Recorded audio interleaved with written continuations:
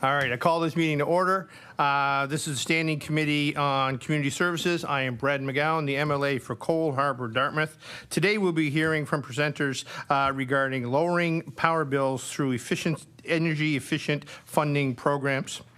Some housekeeping, so please turn off your phones or at least turn them to silent. In case of an emergency, please use the Granville Street exit and walk up to Grand Parade.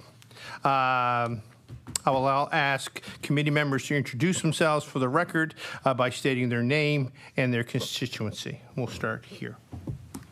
Good morning, Tim Outfit from Bedford Basin, substituting this morning. Good morning, Brad Johns, MLA for Sackville-Uniacke. Good morning, Kyle McQuarrie, MLA for Inverness. Good morning, Diane Timmons, MLA for Victoria the Lakes. Good morning, Becky Druin, MLA for Lunenburg West, She/Her. Ian Rankin, Timberley Prospect, he, him.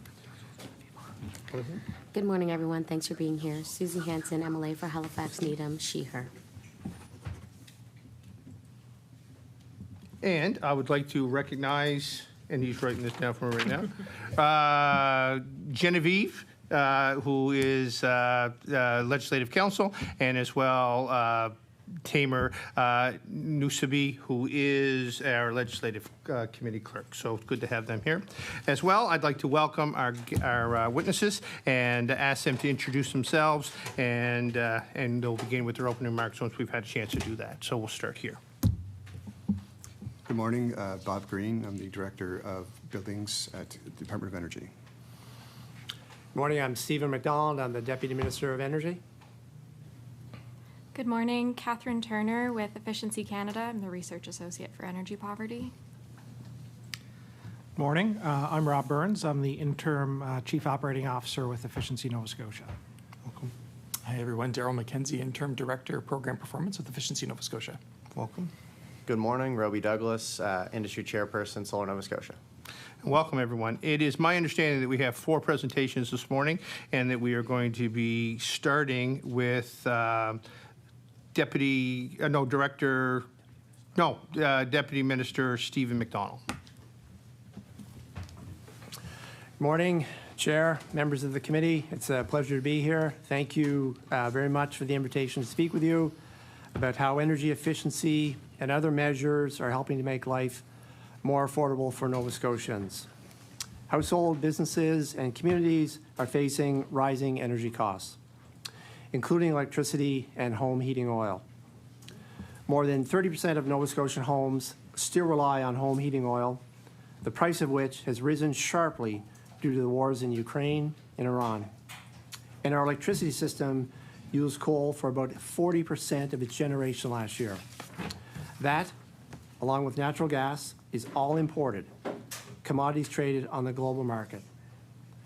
This leaves Nova Scotians vulnerable to supply disruptions and price volatility. These pressures reinforce the need to reduce our dependence on oil and coal and transition to local energy sources that deliver better value and more predictable price. Over the past 4 years, there has been significant investment in energy efficiency. $250 million in provincial funding leveraged $300 million in federal support for energy efficiency programs. Many of these programs targeted low and moderate income households. In total, they helped about 52,000 homeowners permanently reduce their energy use and their monthly bills. That includes 13,000 low-income households who received free energy upgrades. And once installed, participants can save an average of $1,100 every year and every year thereafter on their energy bills. These investments have been successful. They've reduced exposure to global oil prices, and they've supported local trades and contractors and created more comfortable homes. Support is also available for businesses, community organizations, public housing, and Mi'kmaq communities to lower energy use, reduce costs, and improve competitiveness. Energy efficiency is a core part of electricity system planning. It is often the lowest cost resource available. every unit of electricity saved reduces demand, lowers costs, and can help avoid electricity infrastructure investments. Nova Scotia's More Access to Energy Act recognizes energy efficiency as a resource alongside generation, storage, and transmission. As the independent energy system operator conducts long-term planning, Efficiency Nova Scotia now has a seat at the table, because we know that by reducing overall electricity demand and managing peak usage, efficiency investments help make system upgrades more manageable and help keep costs lower for the system and for Nova Scotians. We believe this integrated approach is a best-in-class model. The province is also advancing renewable energy generation and system modernization to support an increasingly electrified economy and provide reliable, affordable power. So as an example, projects secured in our competitive wind procurements over the past few years are starting to come online. The Benjamin Mills project came online in December of 2025, Higgins Mountain in January 2026. 4 more projects are working toward opening and coming online at the end of 2026, and 3 more are underway, with 1 due in 2027 and the other 2 projects in 2028.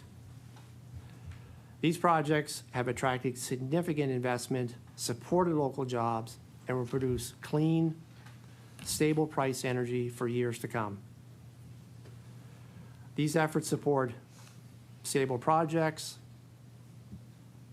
stronger energy security, improved reliability, and provide clean energy for economic growth. Ultimately, it's about building a system that delivers better value for Nova Scotians. Energy efficiency remains one of the most practical and cost-effective tools available to help Nova Scotians manage their energy costs while strengthening our energy security and supporting economic growth. Combined with these investments in renewable energy, grid modernization, and measures to protect ratepayers from sudden increases, these efforts are helping to build a more affordable, reliable, and resilient energy system for the future.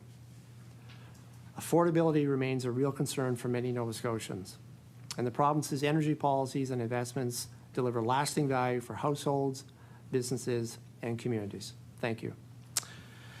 Thank you, Deputy Minister MacDonald. And my understanding is we will now hear from Katharine Turner, Efficiency Canada. Good morning. Thank you all so much for having me here today. I'd like to start off by saying energy efficiency is a backbone to strong social, economic, and environmentally focused energy policy and a key strategy to reducing energy poverty. Efficiency Nova Scotia runs a number of successful energy efficiency programs supporting households across the province to manage what are often volatile and costly energy bills. Today, I would like to draw attention to a couple of gaps in Nova Scotia's energy efficiency policy and program landscape that, if addressed, could improve the ability of energy efficiency programs to provide even greater support to Nova Scotians, particularly those experiencing energy poverty. The first is the role of strategic electrification, which has the potential to significantly alleviate home energy cost burdens for households. In 2023, Natural Resources Canada estimated households would spend between $2,000 to $5,500 a year on oil. Data from the same time suggested switching to a heat pump could save a household between $1,500 and $4,500 annually. Considering the rising costs of oil, these figures are likely to have shifted as well. In the 2024 report, A Way Forward, it was found that most neighborhoods in Nova Scotia, the cost of average heating oil well surpassed the average threshold for what it meant to experience energy poverty. Through fuel switching to more efficient forms of home heating and cooling, such as heat pumps, Nova Scotians can not only reduce their costs, but improve indoor air quality, gain access to cooling, and lower emissions. Getting homes off of heating oil is reflected in Section 2 of Nova Scotia's climate plan, and more so, electrification is recognized as a demand-side management resource in the Public Utilities Act. We recommend the requirement to consider the impact of strategic electrification efforts on reducing energy poverty, and more so, target electrification within goals and efforts to reduce energy poverty. Second is the gap in service available for renters in Nova Scotia. Renters are among the most vulnerable to energy poverty, given their limited ability to influence the kinds of retrofits, home heating sources, and appliances available to them. The affordable multifamily housing program offered by Efficiency Nova Scotia is a strong start to addressing energy efficiency needs of renters. However, greater support is needed. We recommend making it easier for tenants and landlords to welcome upgrades through larger retrofit incentives, and we also recommend strengthening renter protections through actions such as banning fixed-term leases. Thank you so much, and I look forward to answering any questions and being a part of the discussion today. Thank you, Ms. Turner. It is my understanding that we will now hear from Robert Burns from Efficiency Nova Scotia.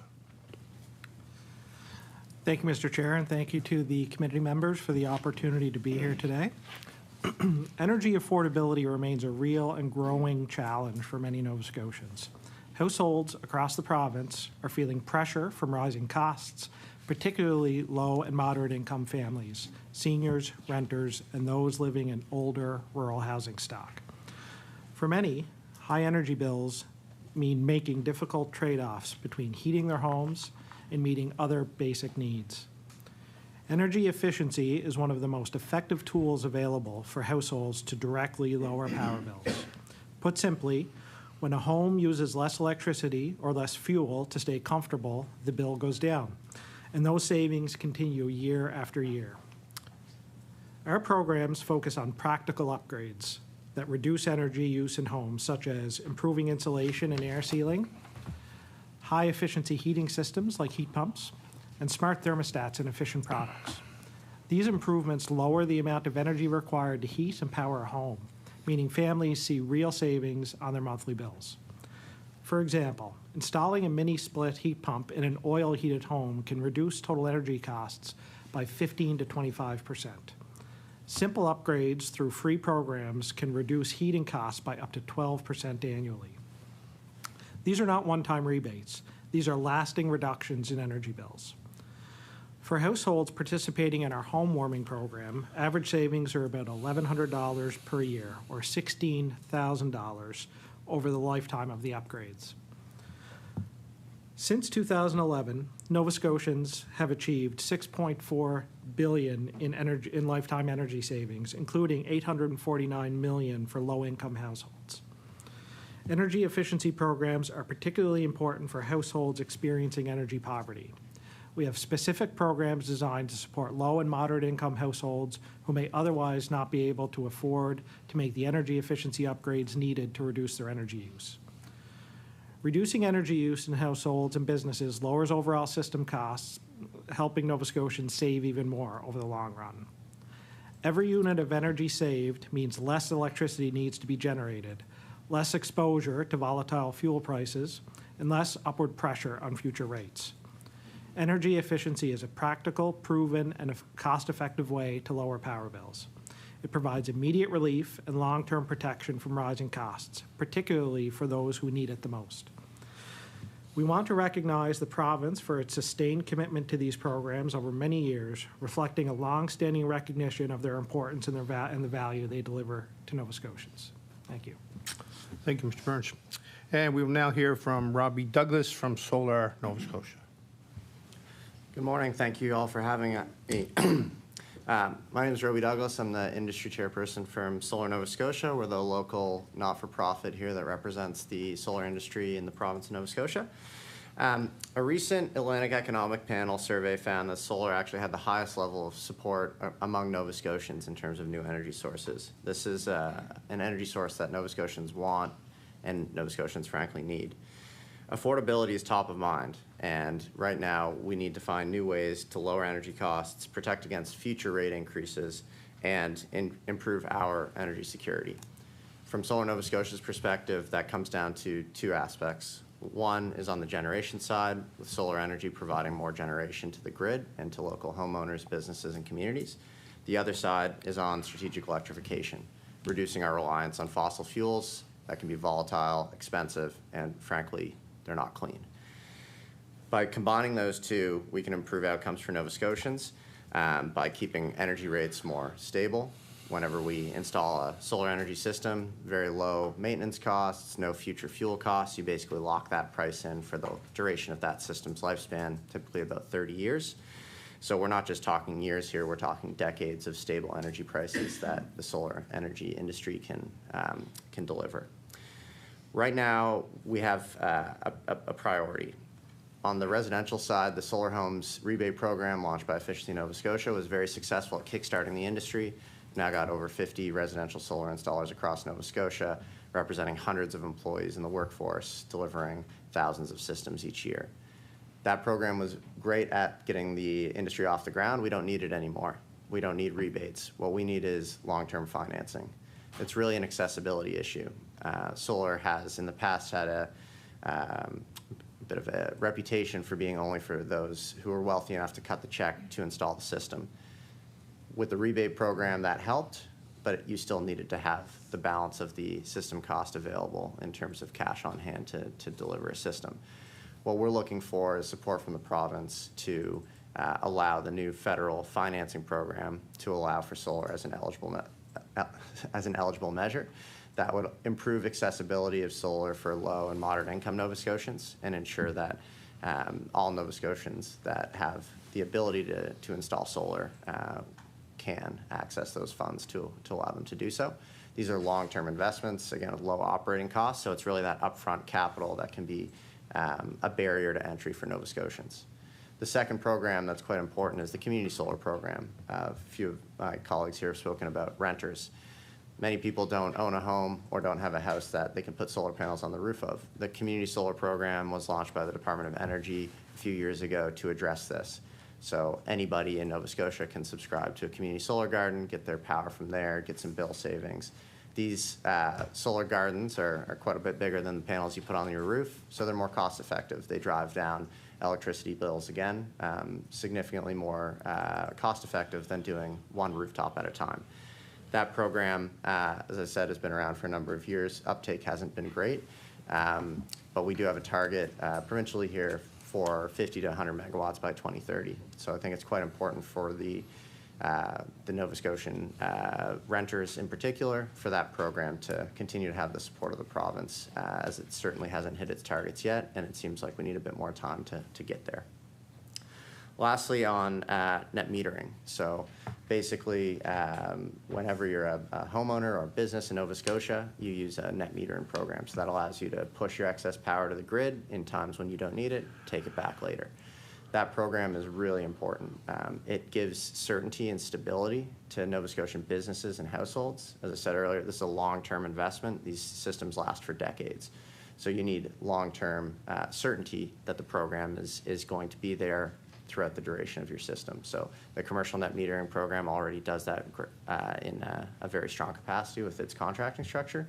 However, for Nova Scotian homeowners, the right to self-generate, which was a key piece of legislature that was passed a few years ago, does not have the same structure. So it could change, the ground could shift under your feet the day after you install a solar system, and even if you're able to access financing, you could have that program change after the fact. So another key priority for Solar Nova Scotia in terms of allowing Nova Scotians to benefit from installing solar systems would be to ensure that there is consistency in the right to self-generate going forward. Thank you very much.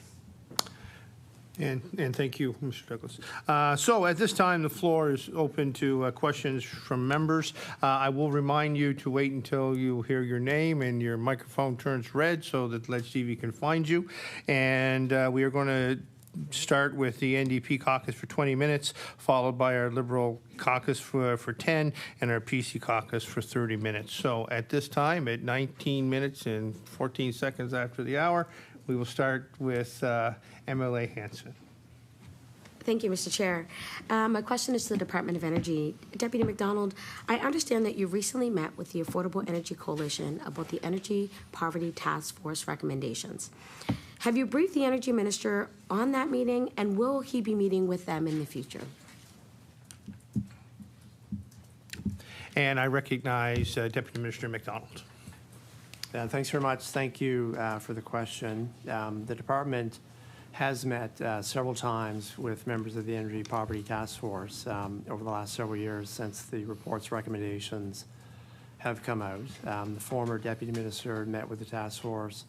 Former Minister of Energy met with the task force. That meeting included the current Minister of Energy, who was at the time was the ministerial assistant. And as you mentioned, I recently met with members of the task force. I can confirm that, yes, I did brief the minister on the results of that meeting. The primary purpose of the most recent meeting that I had was to make sure that I had a full understanding of the recommendations being brought forward by the task force. I had read the report several times, twice. So when it was first introduced, and then more recently in preparation for the meeting. One of my objectives was to make sure that I understood whether or not any of the conditions had changed since the recommendations had come out. There's a lot certainly has happened in the world around energy prices, the availability of energy, and its impact particularly on lower income Nova Scotians. We confirmed in that meeting that there were no significant changes. And at this date, there is no meeting scheduled with the Minister of Energy, but as I say, the initial meeting that he participated in, nothing in the recommendations or particular circumstances would have changed the recommendations, so there's no new information for the minister. So, And I recognize MLA Hanson. Thank you, Mr. Chair, and thank you, Deputy Minister. So what is the department doing to take concrete steps to implement the now 2-year-old recommendations from the Energy Poverty Task Force report? Sorry. And I recognize Deputy Minister MacDonald. yeah, thank you. There's a number of steps the province has taken to address the issue of energy affordability, and the recommendations that were put forward by the task force are one approach or series of mechanisms to help address energy affordability, but there are other mechanisms as well. And so if the chair please, I can take a minute to walk through some of those initiatives as well. Certainly. And I think it's important to recognize that there are various ways to get at energy affordability, and it's important for the province to look at what are the most effective and efficient ways to do that, getting the need to those who need the help the most. And so there are several things that the province has done to help with affordability. It does offer a heating assistant rebate program, or the HARP program, which provides direct funding to income-eligible Nova Scotians. For several years now, the provincial portion of HST has been removed from energy bills, if you will. That's all fuels, electricity, heating oil. That provides direct financial relief for folks. And there's a program called the Home Energy Assistant Top-Up, which provides diversion funding to those who need it most. More broadly, the province has taken quite a number of concrete actions to stabilize the price of energy and to make the price of energy more predictable. Over the last several years, and particularly in the most recent year with world events, the price of home heating oil has increased significantly. And since the pandemic, it has been quite volatile, but for the most part, trending on the upward side. The funding that the province has provided for efficiency programs, over $200 million since 2022, direct from the province, which leveraged another $300 million in federal funding, was primarily used for homes that are heated by oil. That funding helps support the installation of heat pumps, insulation upgrades, and in some cases, a really important initiative, electricity panel upgrades to help support the transition off oil. Those measures help families that primarily use oil for heating to transition to electricity and electric technology, which is generally more efficient in terms of its use and on a unit per energy basis will keep costs down, if you will. The second item I want to mention the province has invested in is the creation of an independent organization, the Independent Energy System Operator, to take over the procurement and planning for this province's electricity energy needs.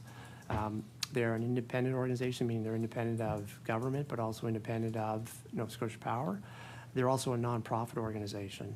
And so the interests and the recommendations and decisions they make around procuring new sources of energy they're doing so in the best interest of Nova Scotians and free of any conflict or any biases or objectivity. I think that's a really, really important point. It's one that applies to the creation of Efficiency One in the work that they do as well, and so that independent nonprofit model. And the third point I'll mention, and I'll stop there, is the problems is putting considerable effort into developing our own energy resources. I mentioned in my opening remarks some of the onshore wind projects that are in development and coming online. The province has a legislative goal to achieve 80% of its electricity from renewable sources by 2030. The majority of that will be procured through wind. Solar does make up a significant part of the plan going forward. Those are all local wind projects. So those wind projects are going up across the province. Many of them, you may see in construction. They're local jobs, they're local contractors. Developing our own local resources is a key part of the plan to keep prices stable and predictable for Nova Scotians. So I'll pause there. Perfect. I recognize MLA Hanson. Thank you, Mr. Chair. So Nova Scotians spend 30% more than the average Canadian on energy bills. And people were rightfully upset and frustrated last September when significant cuts to the heating assistance rebate program were made. 64,000 fewer households received the benefit last year. Yet a third of the program's budget went unspent. So Deputy MacDonald, have you talked to those working in the Department of Service Nova Scotia about what the program should look like this year to ensure Nova Scotians get the support they need to afford their power bills this winter? And I recognize Deputy Minister MacDonald. Thank you. And so the program you mentioned is, as you mentioned, delivered by Service Nova Scotia. We regularly have conversations with all departments that are involved in supporting Nova Scotians on energy affordability and affordability more broadly. Certainly, we've been very keen, I guess is how I'll describe it, to see how we can leverage the resources that we have and stakeholders that we interact with. I'll point to Efficiency One again to encourage participation in that program. I think we want to have as many Nova Scotians who are eligible for that program participate in it. And so yes, we've had those conversations. And I recognize MLA Hanson. Thank you, Mr. Chair. And I'm just curious to know, like, have you had the discussions in the changes that they made? Because they changed the criteria that fewer folks were able to be eligible. So I'm just curious to know, because we know that there are a lot more Nova Scotians that spend a large portion of their take-home pay and such in their energy. I'm just curious to know, have you had that conversation with the minister about those changes and why we need to either readjust? And I recognize Deputy Minister MacDonald. I think the changes you're referring to happened about a year ago in the level of support for that program. Admittedly, I was not involved in conversations at that time, relatively new to the department, if you will, but I can look into the conversations that have happened, at that time, so yeah. And I recognize MLA Hanson. Thank you, Mr. Chair. Thank you, Deputy Minister. My question is for Efficiency Canada. Renters are often faced with high power bills on top of their increasing rents. The average Nova Scotian renter is spending $6,100 a year more now for rent and power than they did in 2021. Ms. Turner, in your opening remarks, you mentioned the need to strengthen renter protections, including closing the fixed-term lease loophole. Can you expand on why these are important steps to help Nova Scotians afford their bills? And I recognize Ms. Turner, Efficiency Canada. Sure. So thank you for the question. Fixed-term leases essentially allow for landlords to sidestep the current rent cap. What this does is this may result in landlords terminating the lease after upgrades have occurred due to higher property value or unit value, or the risk of raising rents due to improved unit conditions. So this is especially concerning for households that pay their own energy bills. A risk we see in jurisdictions across the country is that energy upgrades will result in above guideline increases or rent evictions for tenants. And fixed-term leases enable both of these actions to occur pretty easily. So our goal is for tenants to be able to stay in their homes and take advantage of the energy upgrades that occur there. And so closing fixed-term leases reduces the potential risk for tenants. I recognize MLA Hanson. Thank you, Mr. Chair. Thank you, Ms. Turner. My question is for the Department of Energy. Health Canada recommends a maximum indoor temperature of 26 degrees to prevent heat-related illness. Recently, Christian Samaron told CBC that his Halifax apartment was 30 degrees this August. He said air conditioning units were too expensive for people in his building to buy and run. Deputy MacDonald, are there plans in the works to roll out an efficiency program for tenants to address health and safety issues like these? And I recognize Deputy Minister MacDonald. You know, I wouldn't say there's a specific program in development to roll out to address health and safety issues, but I would say that efficiency programs more broadly, whether those are funded by the province, by the federal government, or by electricity ratepayers through demand-side management, do have considerable health and safety benefits. And so I'll point to air source heat pumps. And so you mentioned air conditioning. Heat pumps are becoming incredibly more important as temperatures rise. And we see that in the example you used. We see that across the province. The number of heat pumps installed over the last several years, I don't have the number at my fingertips, well, Mr. Green has that, or maybe Mr. Burns, has been significant. And in addition to the financial benefit of lowering heating costs from those heat pumps, they do provide a cooling aspect to it, which is so important now and into the future, and I think do address some of those health and safety issues. The other point I'll mention around efficiency programs, which sometimes doesn't get talked about quite as much, are the air quality improvements from a building that is not only more insulated, if you will, has better mechanical systems, but there's reduced particles in the air if done right. It's better general air quality, just makes for a better living environment. So, I recognize MLA Hanson. Thank you, Mr. Chair. And I think this is kind of like a full circle piece here when we think about upgrades. Like for someone who is a tenant, there are those risks that the upgrades may in some way risk their tenancy based on a fixed term lease because of that loophole. So we've heard that Nova Scotia is leaving out renter households and how we're implementing the Canada Greener Homes Affordability Program. Even though the federal program specifically says it should be available to both homeowners and tenants. Deputy MacDonald, why wasn't the federal funding being used to create a program for tenants as well? And I recognize Deputy Minister MacDonald. Well, I'm going to address that in two parts, if okay. And the first part being around the nature of federal funding, of course. The province certainly makes the case, working closely with Efficiency One and other stakeholders in terms of the highest needs of that federal funding, which has been identified over the last several years, I think appropriately, at low to moderate income households and Nova Scotians.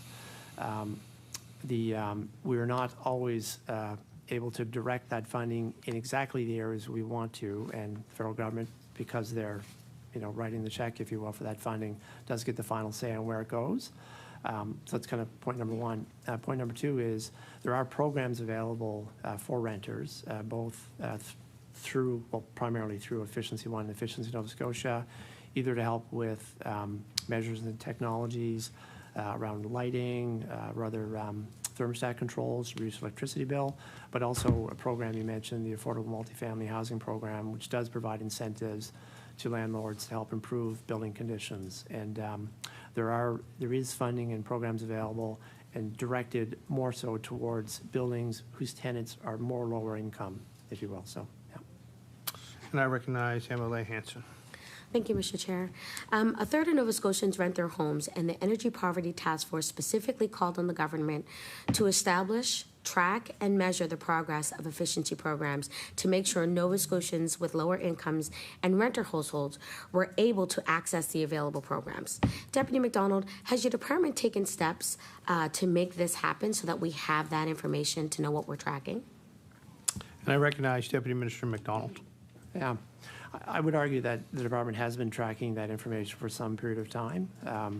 For funding that is provided from the department to Efficiency One, it's done through an agreement. Those agreements all contain performance metrics in terms of what are the outcomes that are expected to be achieved from that. And I I know from, I guess, my past life at Efficiency, but also working closely with them, that's information they track and regularly share with the department. And so I feel relatively confident that information is being tracked. Yeah. And I recognize MLA Hanson. Thank you, Mr. Chair. I'm just curious to know if we're looking at lower and moderate income, and then we're looking at possibly having to upgrade in many ways when we talk about apartment buildings or buildings. I use the example with Mr. Salmorin.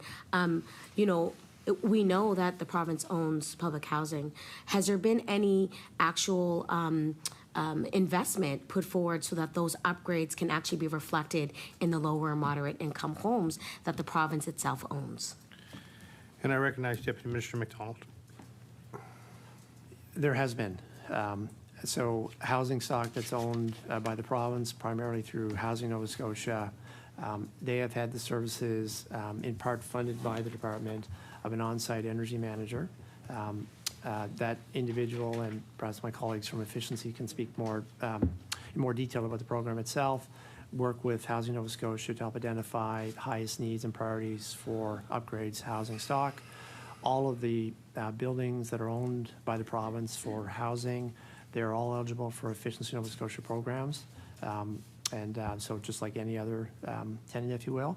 And the third point I'll mention is that one of the things the province has been doing is trying to increase competition in our electricity sector.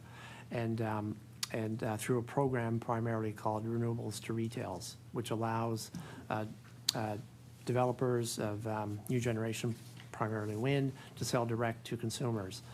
Housing Nova Scotia has signed up as a buyer of that, and I understand through the public statements that have been made, they plan to incorporate efficiency upgrades as part of that as well. So, I recognize MLA Hanson. Thank you, Mr. Chair. I'm going to move to Efficiency Canada. Across Canada, Nova Scotians have some of the hardest times affording their energy bill. And Efficiency Canada reports there are over 100,000 households in our province that spend more than they can afford on power and heating. Ms. Turner, why is the rate of energy poverty so high in Nova Scotia? And what should the government prioritize to address the issue here? And I recognize Ms. Turner from Efficiency Canada.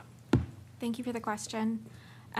So we usually look at energy burden as a mix of three components. So this would be the cost of energy, the household income, and then the efficiency of the household. So Nova Scotians have a mix of incredibly high energy costs, whether it be electricity or fuel oil or other forms of home heating. Nova Scotians also have, on average, live in older housing, which tends to be less efficient. And then lower incomes. And so this mix in a range of places results in incredibly high rates of energy poverty.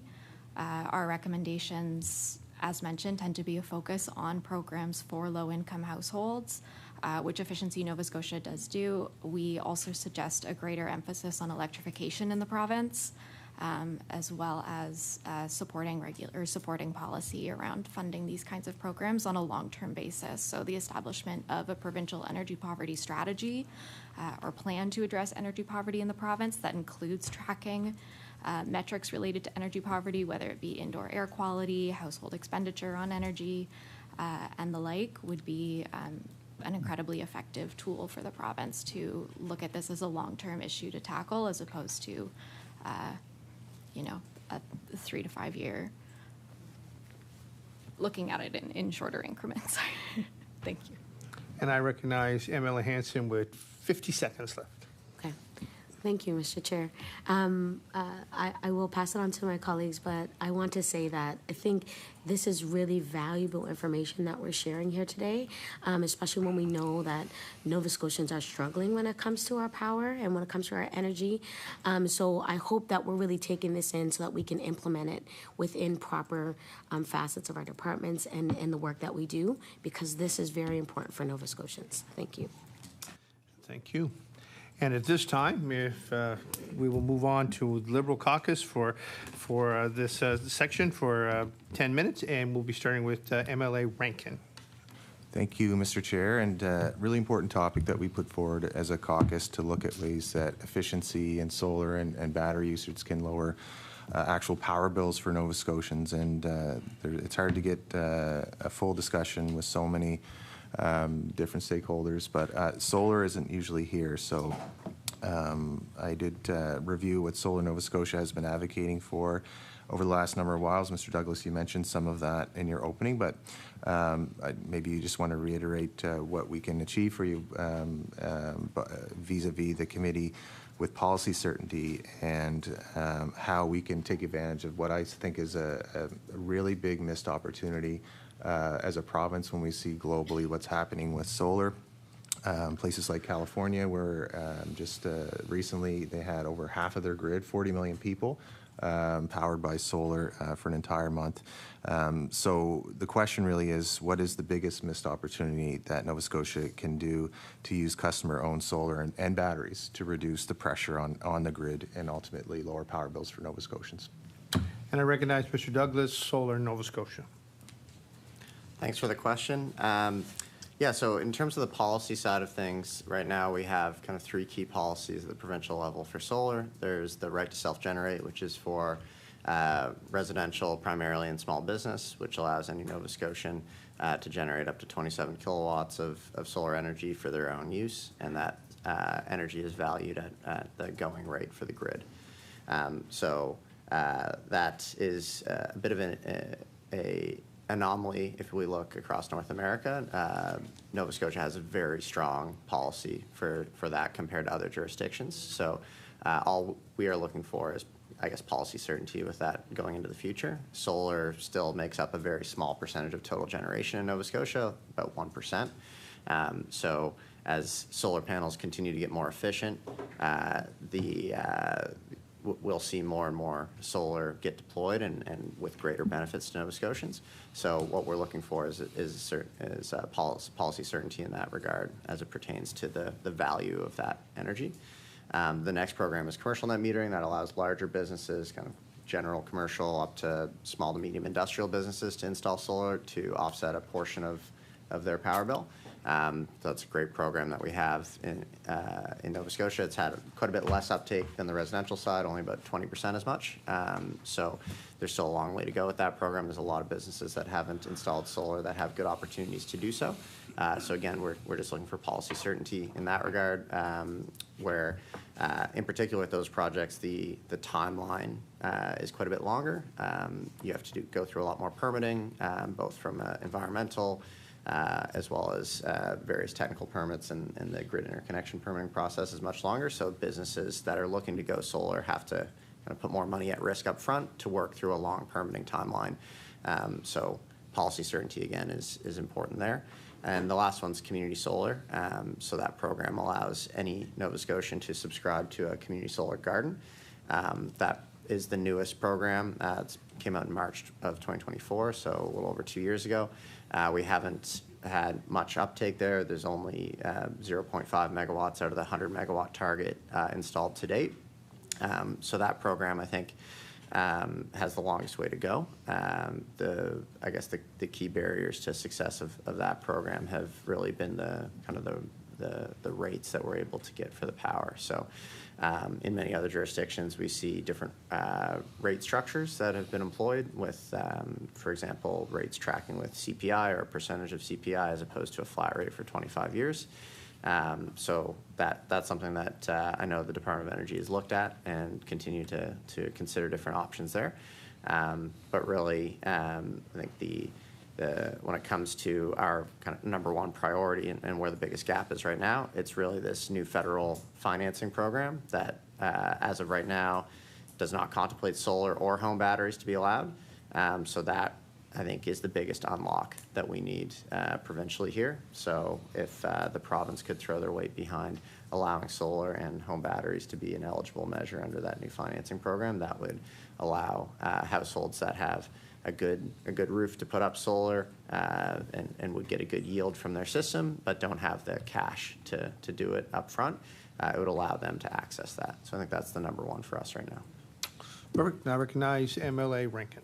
Thank you, Mr. Chair. And you also mentioned the certainty around net metering being important. I think you articulated that well in your opening, so you don't need to reiterate. But I will ask the government to respond and where they're at with both of those items in a moment here. But I also wanted to get your input around customer-owned batteries and the impact that may have on reducing the demand on the electricity infrastructure. And I think that's something particularly important when the province is endeavoring to build massive fossil fuel infrastructure that ties us in for decades into our embedded in power rates. And you know, if you look at the last IRP, where it actually shows natural gas prices going up in the last quarter alone by 25%, when battery technology has brought costs down by 30% in the last quarter alone. So we can see where technology is going, both in longevity and as well in costs.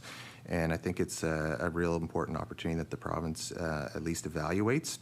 So your view on what it would mean to bring down household costs for an ordinary Nova Scotian with a battery on their home, and do you envision an opportunity for a bill credit or something of that nature going to customers, or how you see that compensation working for at the household level? I recognize Mr. Douglas, Solar Nova Scotia. Yeah, so a few years ago, Solar Nova Scotia ramped up their advocacy initiatives at the Nova Scotia Utility and Review Board, now the Nova Scotia Energy Board. That led to the current matter on the Distributed Energy Resource Roadmap, Integration Roadmap, sorry.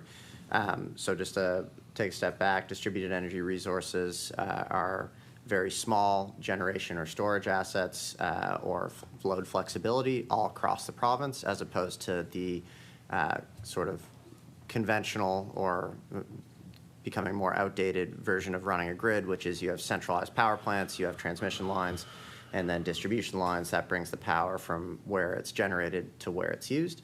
Distributed energy resources are basically taking that and splitting it into a million little pieces. So instead of having a large centralized power plant, you've got batteries in people's homes, you've got electric vehicles, you've got flexible hot water tanks, you've got smart thermostats, you've got solar on people's roofs. So that whole shift from central to distributed is happening all over the world.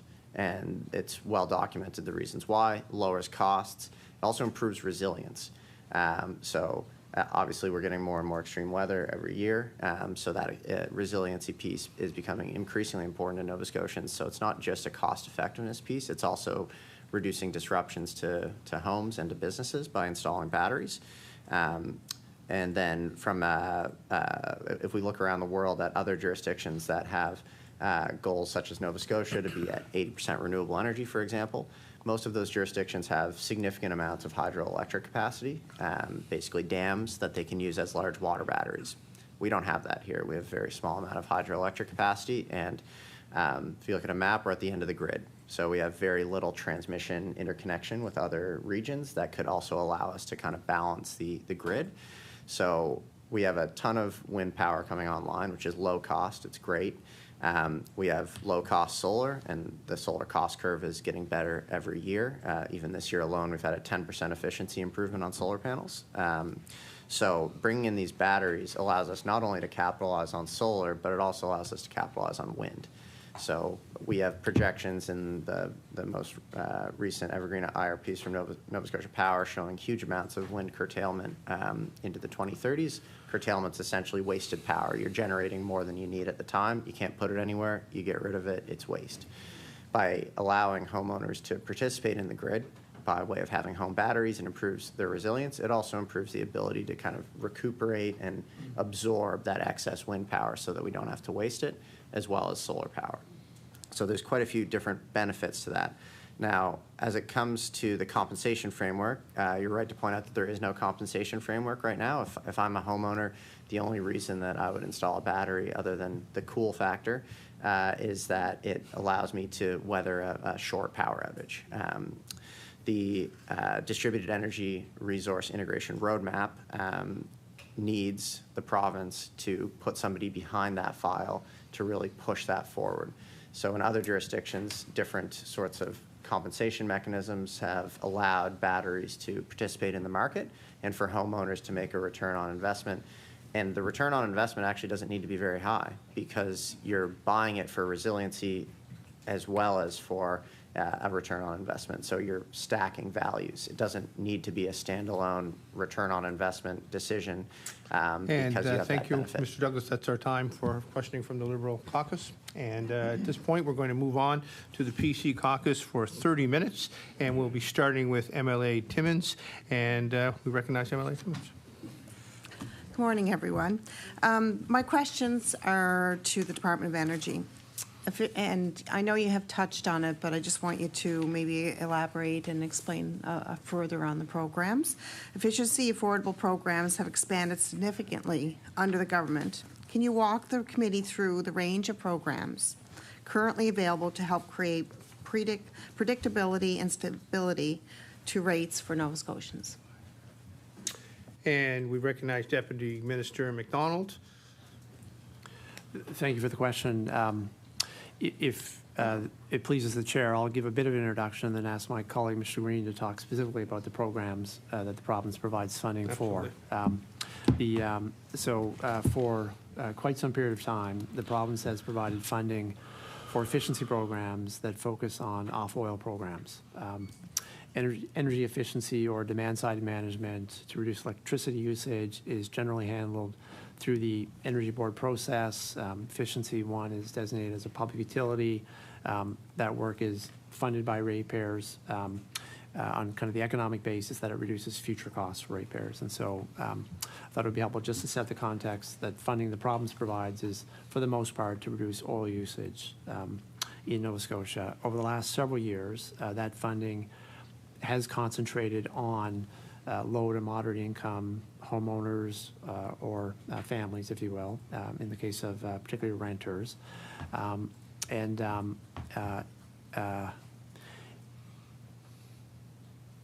It's also been combined with funding from the federal government, which the province, I know, worked very hard to secure. And so the point I'm attempting to make is that the unique regime we have here for energy efficiency in the province is that allows fairly seamless integration between programs the province is funding and offering versus programs the federal government is funding. And all of that is directed through Efficiency 1, so customers have a one window seamless access, if you will. So maybe if I can ask my colleague, Mr. Green, to speak about the specific programs. Absolutely so. Yeah. The chair recognizes Director Green. Thank you. I can give you a quick overview. We've mentioned a few of the programs here already today, but to begin with, the home warming program, that's our core flagship low-income residential program. That program offers at no cost to the homeowner. It's an income-tested program. Income thresholds are currently at LICO, the low-income cutoff, plus 35% of household income. Folks have to own their homes and fit within those income thresholds.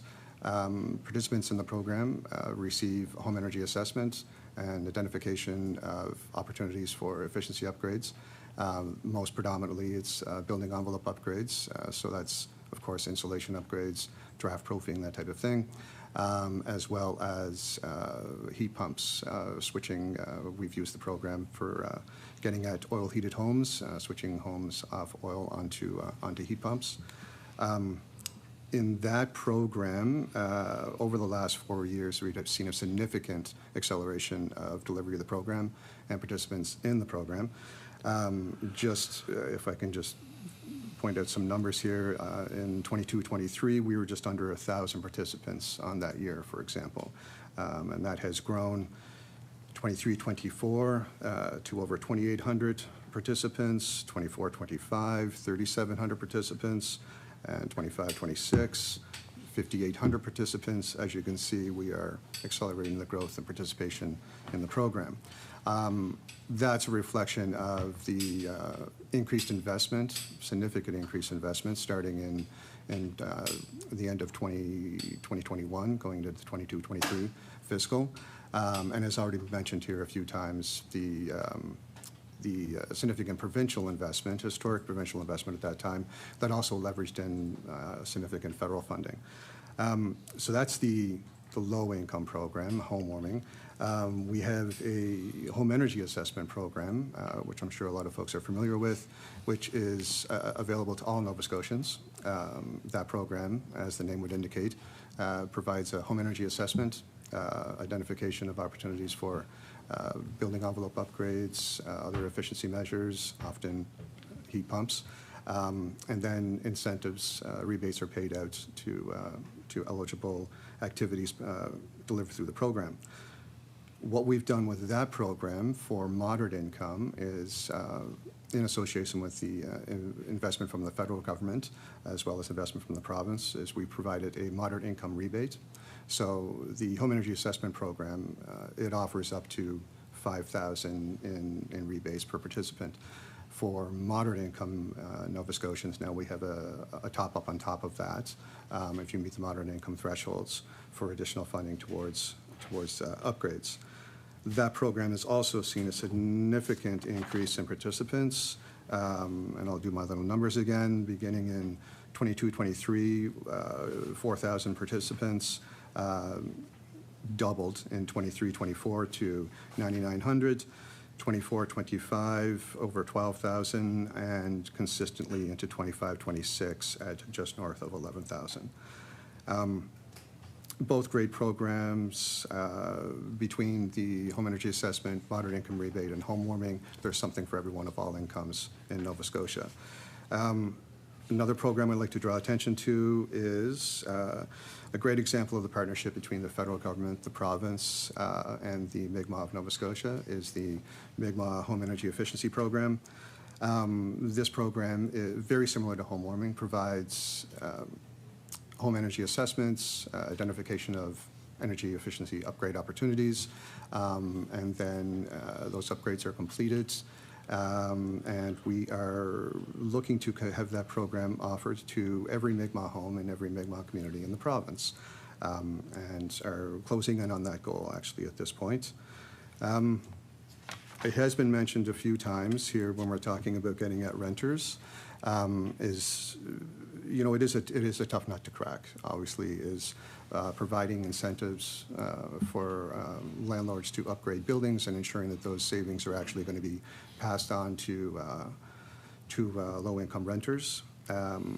It has also been acknowledged, though, that here in Nova Scotia we have been operating Efficiency Nova Scotia has been delivering a program, the Affordable Multifamily Housing Program.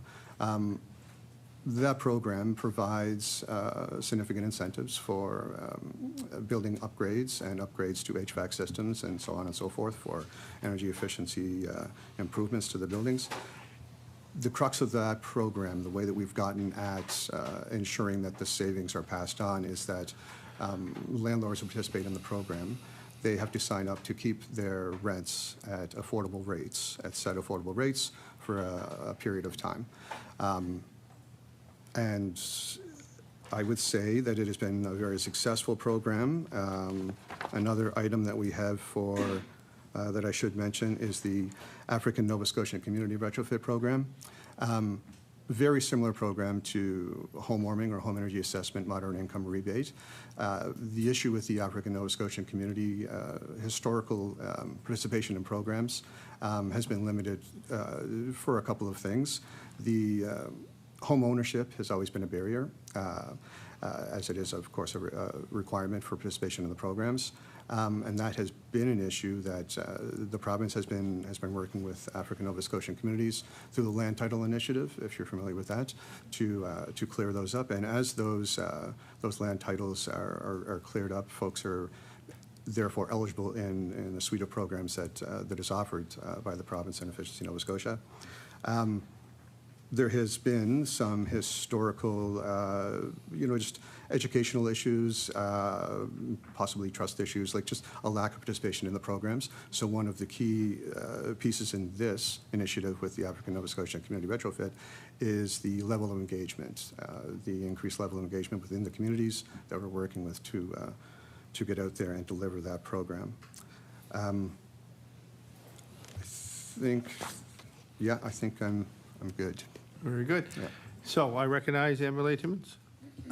Thank you very much. And it's interesting about the program for the rental businesses, landlords, and where it controls the affordable rent, to have some kind of control on that and not have them, because of upgrades, is not increasing the rent. So that's quite interesting. Thank you for that.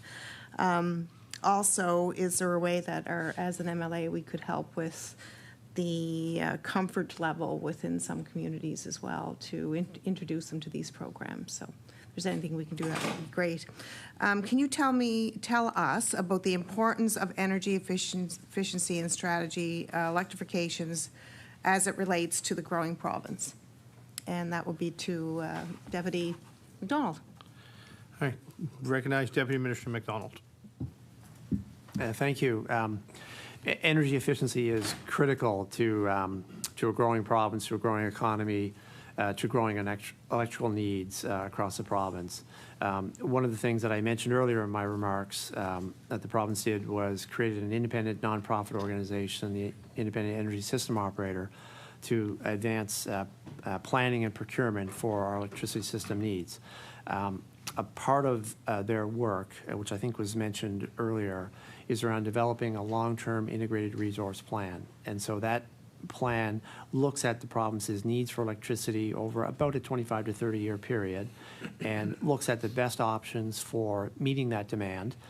Energy efficiency and demand-side management, as it's often referred to in this context, which includes both the efficient use of energy or electricity, but also when it is used. And so peak demand, shaving peak demands, the highest time of usage, has been legislatively given a seat at the table, if you will, in that planning exercise. And energy efficiency in this province under the legislative framework is considered a resource available to our electricity grid, available to Nova Scotians, like any other source of generation. In my opening remarks, I think I referred to it as a best-in-class framework. It is a best-in-class framework. It's been in existence, this framework, for a number of years, but it has been improved over the last several years in the legislation to create the Independent Energy System Operator. Efficiency One is now required to work closely with the IESO in developing those long-term plans, in providing the avoided cost of the electricity system. So if you invest in energy efficiency, demand-side management, you avoid future costs of generation. That saves ratepayers and Nova Scotians money. This is a really, really important distinction. And the other point I'll mention about our legislative framework here in Nova Scotia around energy efficiency and demand-side management is the concept of efficiency first. And so legislatively, Nova Scotia Power is required to engage and to buy from Efficiency One cost-effective, reasonably available demand-side management. And so that principle is often referred to as efficiency first. You invest in efficiency first before investing in higher cost infrastructure source of generation. So, Perfect. So I recognize MLA Timmins. Thank you very much. I'm going to pass it on to my colleagues. Perfect. I recognize MLA Macquarie. Yeah, thank you. This question's for Deputy Minister MacDonald. The Clean Power Plan is well underway, reducing our reliance on imported fuels and improving our energy security and lower cost clean energy solutions like wind, solar, and battery technology. Could you tell us about how reducing our exposure to these volatile fuel costs can create stability for Nova Scotia homes and businesses? And recognize Deputy Minister MacDonald. it's critical. Developing our local energy resources is critical to being able to provide Nova Scotians, whether that's homeowners or businesses, with stable and predictable energy prices.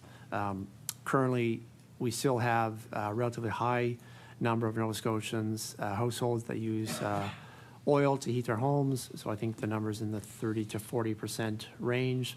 I mentioned earlier about swings in heating oil prices. That has such a drastic impact on home energy bills, and particularly devastating for those that are in low-income situations. Being able to switch those homes from heating oil to electric source heat pumps, but then at the same time transitioning our broader electricity system to one that's historically been based on coal and fossil fuels to one based on local renewable energy sources, primarily wind, but there is a significant component built into the Clean Power Plan for batteries and solar, allows customers to take advantage of fixed price contracts over the long term for this energy. And so in simple terms, when you build a wind farm or build a solar installation, that price is locked in for a long period of time. And there are often, of course, mechanisms for inflation or whatnot, but it is predictable over the long term. From a household perspective, that improves the ability to plan your budget, energy planning. But I think, also really important is from an industry perspective. And Nova Scotia's economy, which needs to grow, businesses can plan better for the future in terms of what their energy costs will do. For many businesses, energy costs are one of the most significant inputs behind, cost of goods or labor. Being able to have some stability is critical. And the final point I'll make is that developing our own local resources, whether that's through the Clean Power Plan for the addition of onshore wind, but also developing our own resources for export as well, creates significant economic opportunities for Nova Scotia. So a few of the projects that are underway, the development of offshore wind, referred to as Wind West, will likely primarily be for export, presents a generational opportunity for this province. Nova Scotia has some of the most reliable and consistent offshore winds anywhere on Earth. And the development of Wind West will be Canada's first offshore wind project. It's a significant opportunity not only for building and developing these sites, but for local port infrastructure around the province, local suppliers to participate. Can't understate the importance of developing our local resources to that economic future of the province. So, Perfect. Recognize MLA Macquarie. Okay, thank you. The Clean Power Plan sets an ambitious target of 80% renewables by 2030. How does the efficiency and affordability programming we're discussing today fit into that broader plan, and how will that help stabilize costs for customers along the way? Then I recognize Deputy Minister MacDonald. well, it plays a key role in the transition, and the best way that I can describe it is comes back to the principle that I mentioned earlier around efficiency first. And so if you really focus on making sure that the use of energy is as efficient as possible, that means the costs to build out the new source of generation are only at the level that Nova Scotians need and not overbuilt, if you will. So efficiency plays a huge role in that. The planning exercise that I referred to earlier that the Independent Energy System Operator is undertaking makes sure that the level of efficiency that can be supplied and uptaken by Nova Scotians, is built into the models to generate the future source of generation, or model the future source of generation, if you will. And so it plays a critical role. The other part of this, where efficiency and the transition to 80% renewables comes into play, is that the decision-making in that modeling is now independent and free of any other biases, and that's through the creation of the Independent Energy System Operator. Recognize MLA Macquarie. Pass it to my copy. Recognize MLA Johns. Thank you very much, Mr. Chair, and to Deputy Minister. You've touched on a couple times in regards to the Independent Energy Efficiency Operator. I don't think I haven't seen a lot of discussions around that in the media.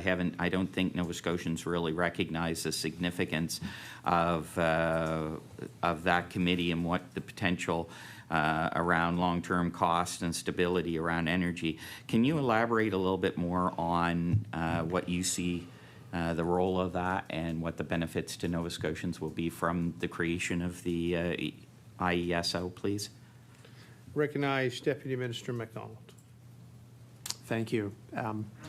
The creation of the IESO, if I can use the acronym for simplicity, has been a real pivot point for this province in how decisions around our electricity infrastructure are made and will be made into the future. I spoke about earlier, the nature of the organization being independent of government, independent of Nova Scotia Power, but I can't understate the importance of it being a nonprofit organization. And so the current model we have in our electricity system, I say current model, the model prior to the creation of the IESO, which is in transition, Nova Scotia Power, in terms of how it's paid by customers through rates, earns profit on essentially the assets that it owns. There's more to it than that, but in kind of its simplest form. They're removing the decisions around new build-out of generation, transmission infrastructure to an independent nonprofit organization takes that profit motivation off the table and ensures that those interests are in the best interests of Nova Scotians.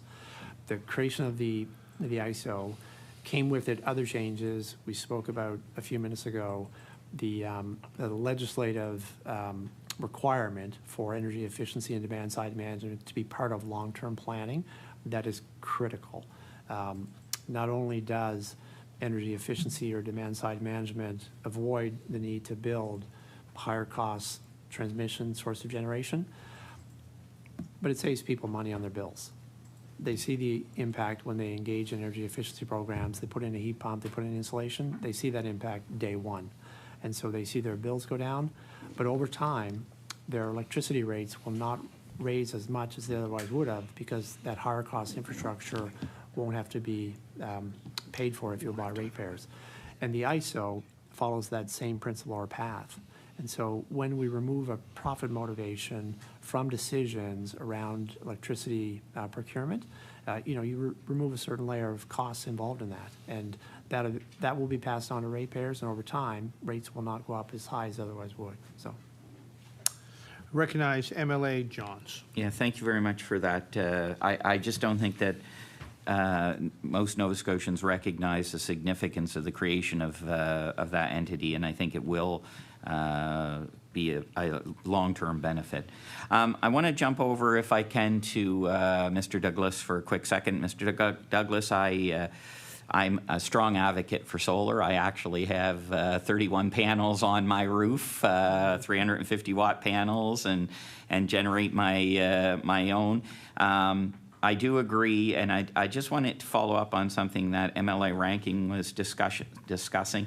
Can you elaborate a little bit on the batteries and what you were saying in regards to them not, so under no funding, like when I put my roof on, I went through the program that the province was offering as well as the Canada Greener Homes loan.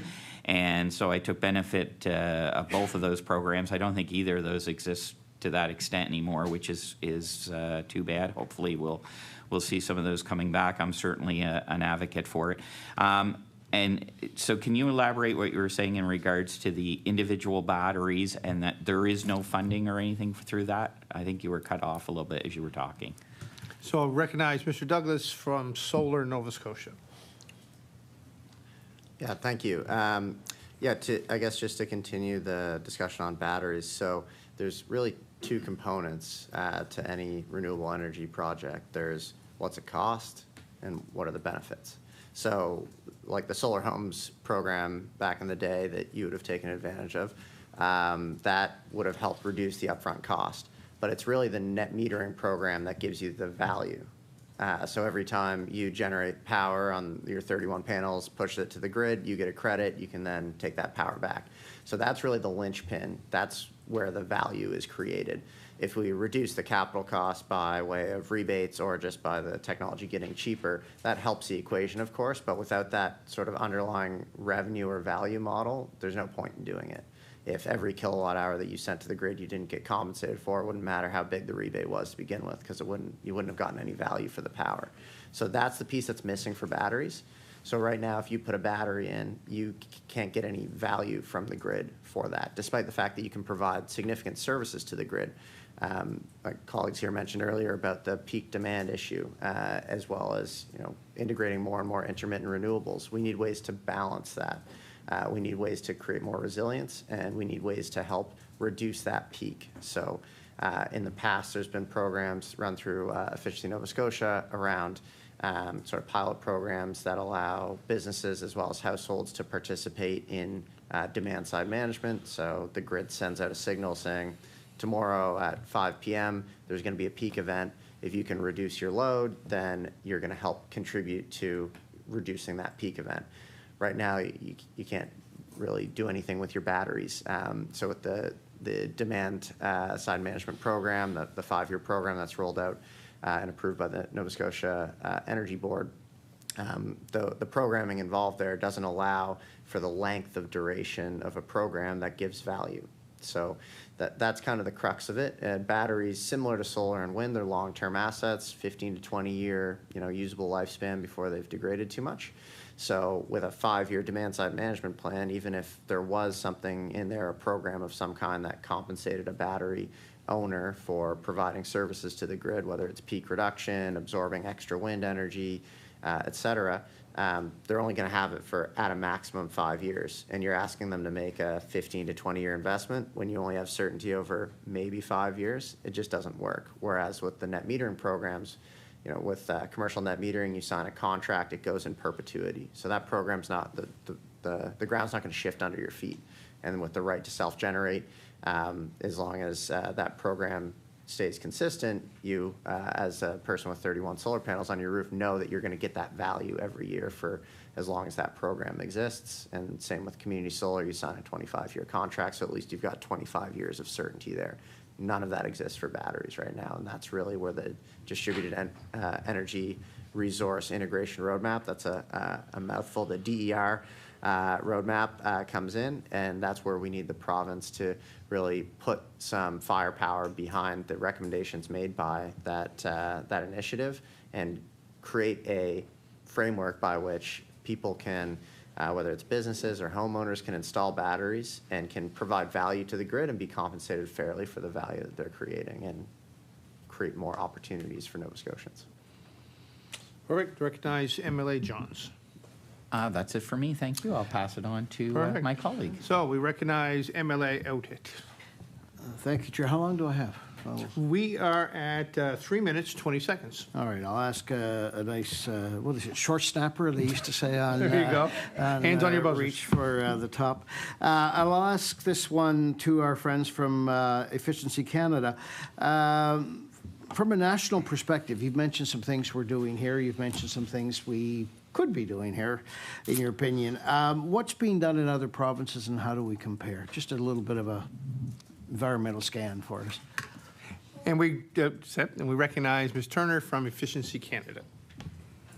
Sure. So every 2 years, we put out what's called the National Energy Efficiency Scorecard. This is a long, comprehensive process of scoring provinces based on a number of different energy efficiency-related measures, including different regulations and policies, as well as programs. Nova Scotia in the 2024 scorecard ranked 5th. There are a number of really strong elements of Nova Scotia's energy efficiency programs and policies. One of the highlights is the investment in the Mi'kmaq Home Energy Efficiency Program. We are a leader in terms of investment in programming for Indigenous communities. An area that we could really strengthen is our enabling policy around electrification. So actually, there's a small amendment to the Public Utilities Act that could be made that could significantly enable Efficiency Nova Scotia to be able to pursue electrification in the province. This would be a change to Section 79A.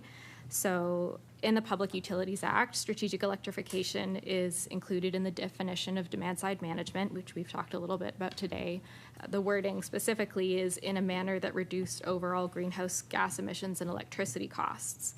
The use of the phrase electricity costs is somewhat ambiguous, as in situations of electrification, the overall use of electricity is likely to go up because we're replacing other kinds of fuel sources, but the total energy use may decrease overall, as well as emissions and costs.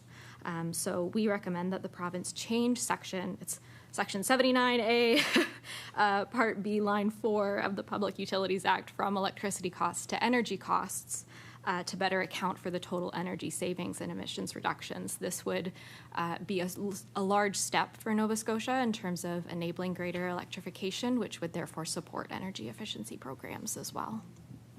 All right, with 43 seconds left, we recognize MLA Outhit. I'll come back for my next couple of questions, but I'll just thank you all for being here, and it's been a great learning experience for me, and I look forward to hearing more from you. So there you go. Wonderful. Back to you, Chair. There you go. Thank you. And so at this time, we are going to continue our questioning with round two. We'll circle back to the our NDP caucus, again followed by the Liberals and then the PCs, with 5 minutes for each of the oppositions and 10 for the PC caucus. So I recognize, with 5 minutes on the clock, MLA Hanson. Thank you, Mr. Chair. My question is for Efficiency Nova Scotia. 75%, or 3 of every 4 homes in Nova Scotia, were built before 1996. On average, these homes consume nearly twice as much energy as homes built after that. And as we all know, high energy use translates into high power and heating bills. Mr. Burns, what types of upgrades do homes need to become more energy efficient, and what is the average cost of those upgrades for individual homeowners? At this time, we recognize Mr. Burns, Efficiency Nova Scotia. Thank you for the question. I will defer that to my colleague, Mr. MacKenzie, to answer, if that's okay, Chair. Yeah, so we recognize Mr. MacKenzie, Efficiency Nova Scotia. Yeah, thanks for the question. So again, the age of the building stock really does limit what you can do to some extent. So as you get into older homes, typically, you know, the framing and the size of the wall cavities, for example, are much smaller, so they can only accommodate so much insulation. But that's what we're looking at doing, practically speaking, is you know, drilling holes in walls and insulating them, dense packing them with cellulose in a lot of instances. Very similar for your attic, topping up your attic insulation to R50 or more.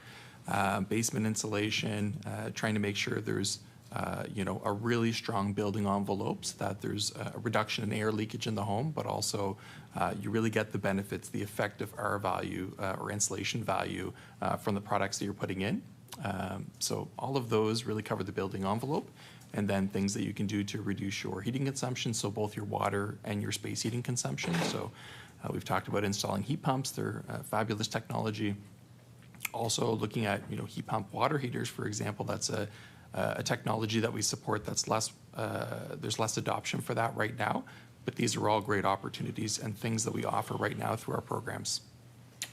Perfect. I recognize MLA Hanson. Thank you very much. To the Department of Energy, Deputy MacDonald, the federal government has partially funded the oil to heat pump affordability program. This program has been a success story. 11,000 Nova Scotian households have benefited. But we know that a lot more families here want to make the switch to a heat pump, but just can't squeeze it into their already tight budgets.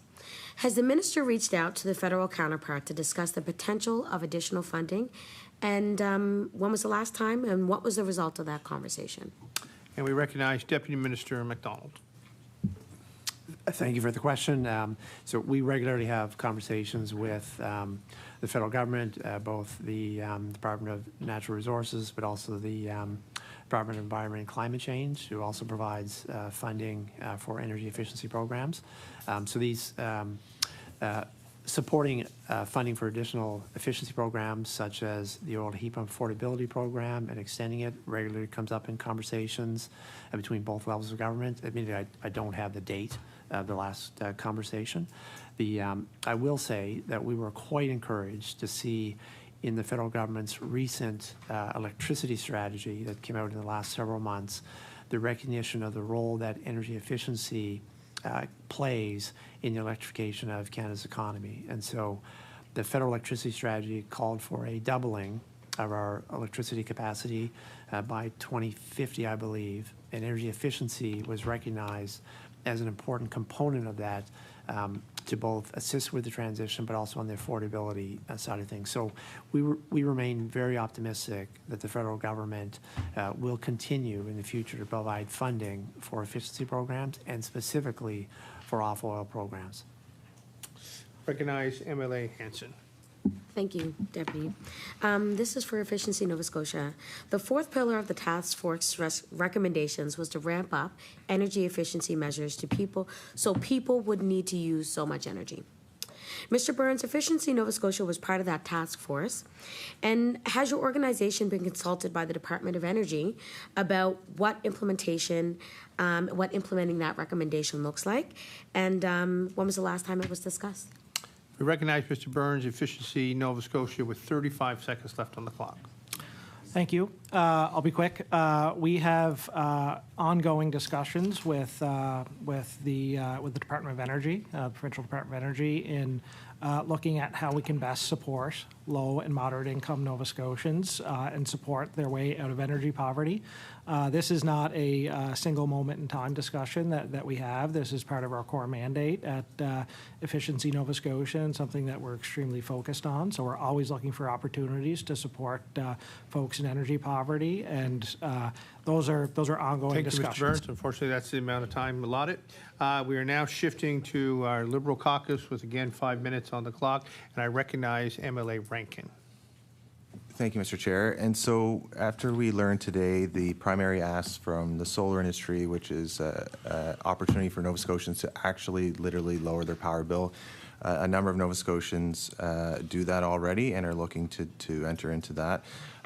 What can the government do to provide that certainty today, both on the financing piece for future builds and the net metering, which would benefit current and future customers to ensure that they can actually lower their power bill? What's the government doing to make sure that they can provide that certainty for the longevity of the net metering and making the financing eligible? Recognize Deputy Minister MacDonald. Thank you. And I'm assuming the question relates primarily to solar or exclusively to solar. Yeah. And so a couple of things. And so on the financing piece of it, we can certainly advocate with the federal government to include solar in that financing piece of it. As I mentioned in previous answers, ultimately that's up to the federal government to determine eligibility measures for those programs. But we did observe the success of uptake in solar when financing was made available through the Canada Greener Homes program, financing program. And so certainly that's something, if we haven't already done it, we can certainly advocate for that. On the net metering certainty piece,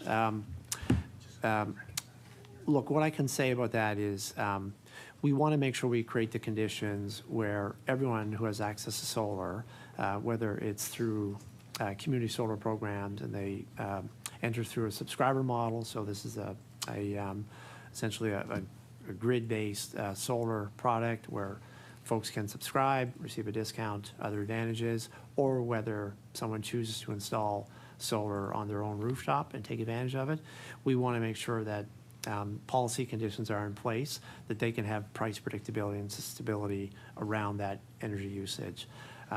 At the same time, it's important that, and I think it's a fair statement to say, it's very difficult to give policy certainty forever, if you will, on any measure, any product, any area. And but our focus is on really making sure through all of our energy policies is price predictability and stability is at the forefront. So we believe that's really important.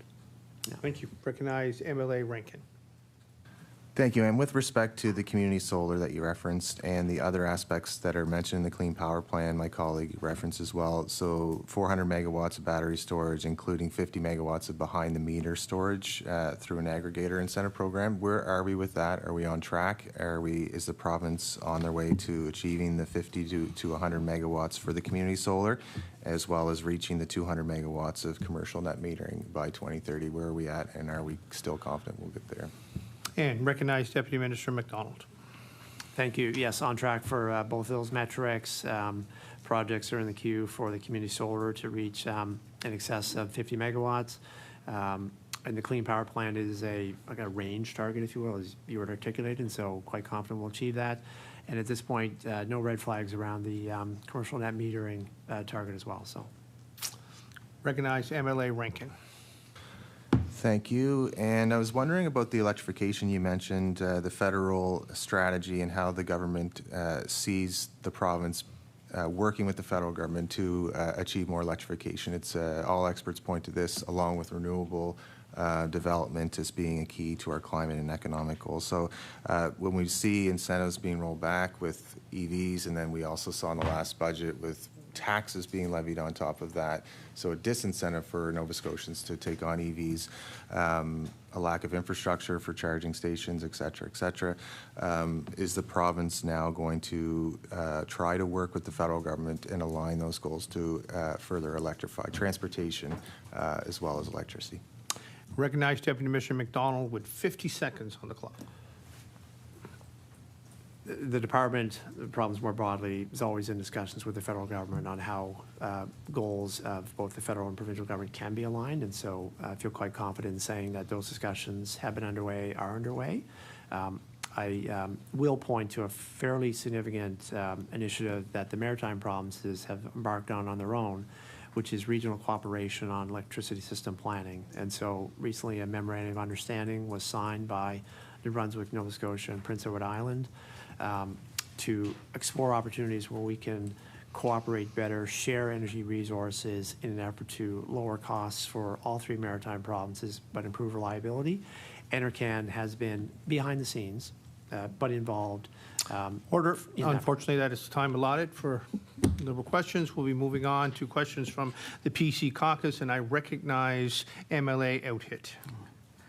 Thank you, Chair, and I'll do my second short snapper there that I couldn't do last time. MLA Johns mentioned the awareness of the IESO, for example, and I find in my role and in our office that sometimes these overall programs don't have the awareness, perhaps, that we might like them to have in communication. So, my question for Efficiency NS is if folks aren't comfortable with the internet or perhaps don't have access to the internet, can you, what other options exist besides their trusty MLA's office to get the word out about programs and opportunities? And I recognize Deputy Minister MacDonald. No, I'm sorry. I was going to ask Efficiency NS. So. Okay, Efficiency Nova Scotia. So right there, Deputy. There you go. So we recognize Mr. MacKenzie. Or Mr. Burns, whoever feels most comfortable. Such a tough question. Yeah, thank you for the question. So there's a lot of things that we're doing in terms of community outreach on a regular basis. So you talked about engagement with MLA offices, trying to always, revisit that and make sure everyone has a common understanding of the existing programs and deadlines and such.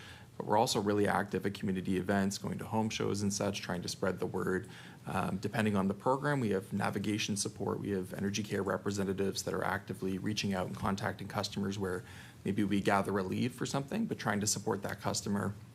Maybe they're not as digitally literate and they don't go through that side of the customer journey, but how can we help them get into programs now and see those benefits? Perfect.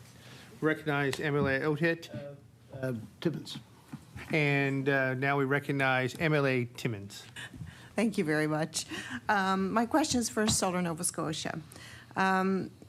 Within our community, there's a lot of talk regarding solar, and there's a little bit of resistance and some questions around it. So I was just, I was wondering, how does solar adoption complete the efficiency programs we've heard about today in helping households lower their energy costs? It's kind of a two-tier. It's more regarding the battery and the longevity of the battery and the recycling of that battery. And can you explain how batteries have been revolved over the years? So we recognize Mr. Douglas from Solar Nova Scotia. Yeah, it's a good question. So battery technology has improved quite dramatically in the last 10 years, as many people are probably aware of, especially with the rise of electric vehicles, is off the back of that battery innovation. So modern batteries, lithium-ion batteries, are from a lifespan perspective, it has more to do with the number of cycles you put through them than the actual age of the battery. So if you don't use them very much, they'll last a long time. So that's sort of 15 to 20 year. That's based on one cycle a day. So if you're using it far less than that, you'll get even more time out of it. There is quite a lot of work going towards different battery chemistries that reduce the environmental footprint. So the big one is getting rid of lithium. So moving to sodium as opposed to lithium is the big push right now within the battery industry. So we've just started to see the first kind of sodium-ion batteries coming out onto the market now at a utility scale, and that will trickle down to the residential scale as well quite soon. I'm confident in it. Does that fully answer your question? It does. The community solar Hold on. Recognize MLA Timmons. It was regarding the community solar banks and how we can encourage that development across the province and introduce the sustainability of the batteries and the longevity and the cost related to that when the time comes, when they have to recycle it in the 25-year span or 30-year span that it lasts. So it's just more of information to bring back to the community to, ensure them, or how we can have you introduce that to the community and to encourage them to develop solar communities. So I'll recognize Mr. Douglas from Solar Nova Scotia, unless you feel your answer was sufficient. Well, okay. So I recognize MLA Timmons. I'm going to pass it on to my colleague. We recognize MLA Macquarie. Thank you. At the constituency offices in Inverness and Port Hawkesbury, we often help people with Efficiency Nova Scotia. Even starting off the process, putting them in touch with Efficiency Nova Scotia to help even choose which of the many programs are most beneficial to them. One of the hesitancies that we experience is the changeover from the oil to heat pump program, and now we have several programs that can accomplish the same thing or something similar, specifically the home warming. So I was wondering if maybe Mr. Burns could just kind of outline an example of maybe a typical Nova Scotian who has oil heat, who would like to, maybe even has an older home, who would like to use the home warming program to save money, to reduce their energy costs, and of course reduce demand on the entire grid. We recognize Mr. Burns, Efficiency Nova Scotia. Yeah, thank you for the question. So our home warming program is designated for income qualified Nova Scotians. So that would be somebody that is potentially currently, so the provincial portion of it that would be funded would be designated for folks who are currently heated with oil. So we would do an assessment of their home to see what work needs to be required. Oftentimes, as my colleague pointed out, there are envelope upgrades required. So that would include things like adding insulation, tightening draft proofing the home, making sure that the envelope is as efficient as possible so that the heat pump can be sized appropriately for the home. So that we know it's going to be effective, and to improve comfort and prevent heat loss from the home when that technology is ultimately installed. So important to note about this program is it's not customer directed, so it's what we would refer to as a direct install program. So Efficiency Nova Scotia would handle all of the project management, so to speak, and getting that work done in the resident's home, and so we would do the work. We would work with local contractors to ensure that everything is installed correctly, everything is accounted for, and the homeowner would see the benefit of saving on average of about $1,100, I believe, on their energy bill over the course of a year, or $16,000 lifetime energy savings over the life of the measures that we would install. So we provide what I would say full service to those customers from project initiation through to project closeout. Perfect. Recognize MLA McQuarrie. Yeah, that sounds great. So, you know, a person in Nova Scotia, low-income person in Nova Scotia who has an inefficient home as far as energy goes, they don't need to engage with contractors. They don't need to have an idea even of what they want to do. They can go through the assessment and they can be advised, and Efficiency Nova Scotia will help them through the entire process. Recognize Mr. Burns, Efficiency Nova Scotia, about 1 minute and 10 seconds left on the clock. Yes, that's correct. And that was an intentional design of this particular program to break down barriers to participation for income qualified Nova Scotians to participate in this program. So it's completely directed and managed by our team at Efficiency Nova Scotia and delivered by delivery agents or contractors that we work with in the communities that they serve. Recognize MLA Johns. Much time. You have got 38 seconds. Thank you, everybody, for being here today.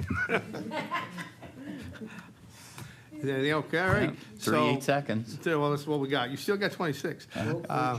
Go So hearing no questions, we will bring this portion of the standing committee to a conclusion. It is my understanding that we may have some brief closing remarks from our presenters, and if so, we will start with Deputy Minister MacDonald. No closing remarks from me, Mr. Chair. Okay, thank you very much. Then we will move on to Ms. Turner from Efficiency Canada. Oh, it's gone. Thank you all again for having me here today. I just wanted to reiterate that the energy poverty crisis in Nova Scotia is deeply concerning. Energy efficiency programs are a big part of addressing this crisis, and so all efforts to support these programs and strengthen them, including regulatory protections for renters as well as other vulnerable communities, are incredibly important. So now is the time to invest in these programs and strengthen them moving forward. So thank you. We'll move on to Mr. Burns from Efficiency Nova Scotia. Thank you to the chair and for and to the committee members for the invite today to speak. And we have no closing remarks. And finally, Mr. Douglas from Solar Nova Scotia.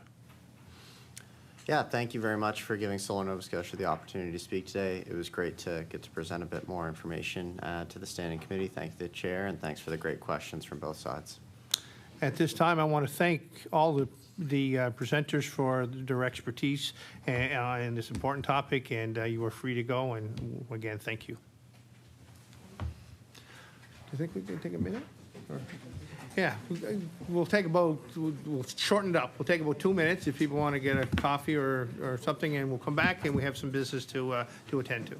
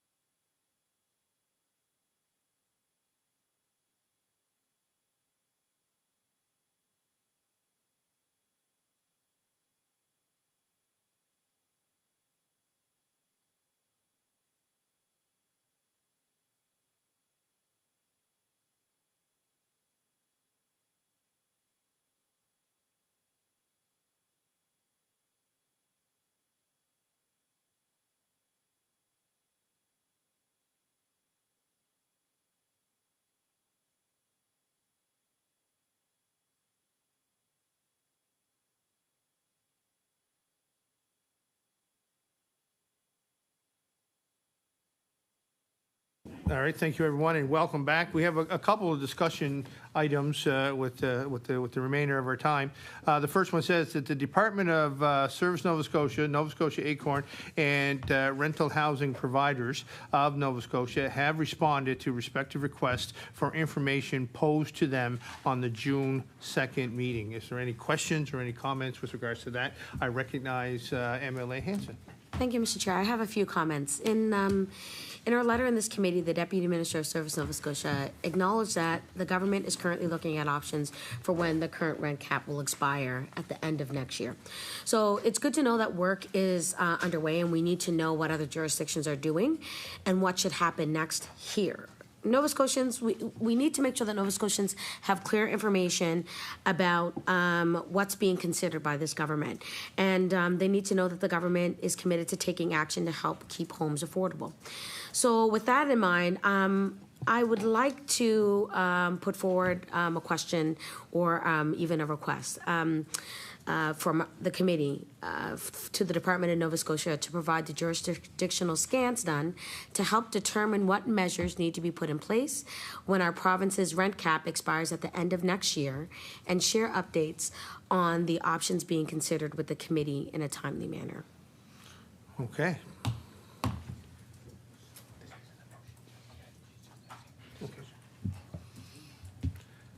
So I'll open up to discussion at this point. I recognize MLA McCormick. Just unclear, is just a question to the committee, or is? Well, it's not a motion at this point. It is a discussion item, so I think it's open to discuss. Yeah, I guess, your question is about, what options the department is pursuing, and to get information in a timely manner. And, I'm quite confident the department will get information in a timely manner. And should you wish to call them as a topic, then that's available as well. I recognize MLA Hanson. Thank you, Mr. Chair. And I think when we say timely manner, I think Nova Scotians need to know what's going to happen, not 4 months before, when your lease is up, because that's when things will normally happen. I think Nova Scotians deserve to know what types of plans and information is being shared before they decide to make changes to the rent cap. So I'm requesting that we as a committee suggest that the Department of Service Nova Scotia give us information in a timely manner so that we can let Nova Scotians know what to expect before the rent cap is up in the next year. So still not a motion, so it's open for question or discussion, if anybody has thoughts on that topic.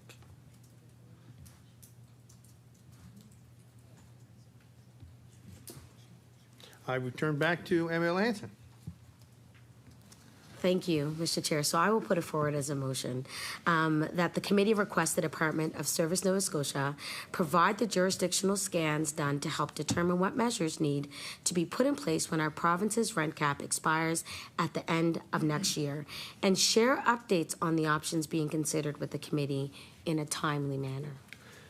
So with the I recognize MLA Johns. Thank you, Mr. Chair. I'm not 100% sure this is in order, but given that this is just coming forward today, what I'd like to do is look for a deferral until our next meeting, and if the MLA could forward that to all the members of the committee so it can be reviewed, and then we can discuss it at our next meeting, if that would be appropriate, please. Would that be a reasonable remedy? I recognize MLA Hanson. Would that be a reasonable remedy to your question? Absolutely. I mean, it was just a question for us initially, but since it is put forward as a motion, now that it is on record, it is for all committee members to hear and to see and to view. So absolutely, I think next committee meeting will be relevant. Very good. So I'll assume, I recognize MLA Johns. So Thank you, Mr. Chair. So I would move deferral of that till our next meeting, please. And um,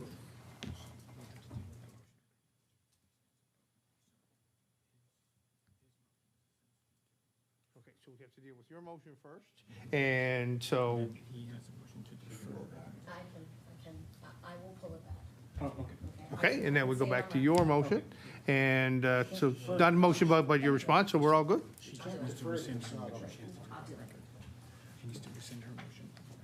Okay, so we'd like to move your motion forward on the record? Yes. Thank you, Mr. Chair. I will take my motion that I've just put forward and defer it to next meeting, if that's okay with other committee members. Perfect. All right, the next thing that we see on, no, I apologize. Okay, so I do need a member to move these documents forward so it can be added to the legislature's website. A motion for that? That was the document, the Department of Service Nova Scotia Acorn, and the rental housing providers of Nova Scotia have responded to respective requests for information posed to them at the June 2nd meeting.